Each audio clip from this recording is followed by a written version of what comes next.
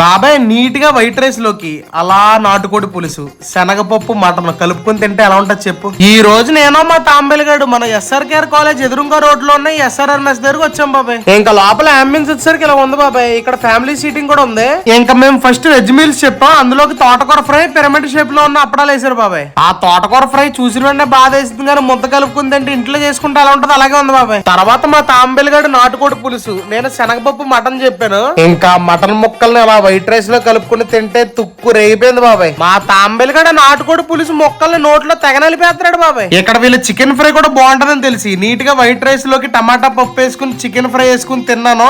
ఎరగొడేశారు బాబాయ్. నెక్స్ట్ వాళ్ళ మెనూలో సేర్మేన్ అన్న చేప అంట బాబాయ్. చూడటానికి అయితే మటన్ కైమాలో ఉంది. టేస్ట్ అయితే మా తాంబెలిగడ తెగనచ్చేసింది బాబాయ్. ఎంత తిన్న తర్వాత కొంచెం వైట్ రైస్ వేసుకుని అందులో చల్లటి పెరుగు వేసుకుని తింటే కొట్టి చంపేత బాబాయ్. బాబాయ్ ఎంతకి నీకు బిర్యానీలు ఇష్టమా లేకపోతే వైట్ రైస్ లో నాటుకోడి పులుసు తినడం ఇష్టమో కామెంట్ చేయ ఉంటాను మరి అయితే.